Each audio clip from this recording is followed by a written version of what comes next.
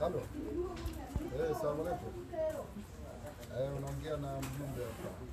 Unaongea na ndugu wa Mzee Kambi. Peke yako unakuja. Kuna namba nilipewa na mtoto wa Mzee Kambi. Kuna swala dogo tu limetokea, sio zuri sana, la huzuni, sababu mzee wetu katoka. Pole. Sasa hapa tunataka tufanye utaratibu kwa msiba. Nasema nikufahamishe kama ndugu, ili angalau tupe mrejesho kwamba tunafanyaje. Sawa. Sawa. Okay.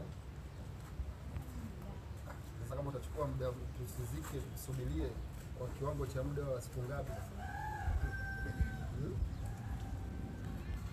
Basi sawa. Watu wengine tunafanyaje? Sasa bwana, hii swala hili unabeba jukumu kama mjumbe wa serikali yenyewe husika kabisa kumtoa. Halo. Sawa, naongea na mdogo wa Mzee Kambi. Sawa, hapo unaongea na mjumbe. Namba yako nimepata kwa mtoto wa Mzee Kambi hapa. Nasikia ni kaka yako, yani wewe ni mdogo mtu. Kuna swala limetokea tu, ni swala so nzuri sana. Mzee wetu katotoka kidogo, tukasema tukupe taarifa. Sawa.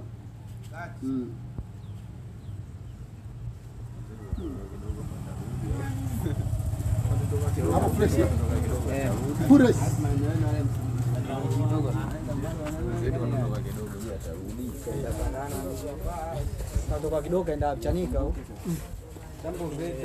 Njoo. Katoka kidogo. Kesho kama tunafanyaje? Sawa. Sawa. Okay.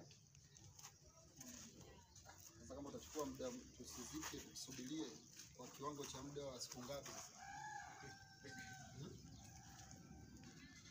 Basi sawa. Watu wengine tunafanyaje?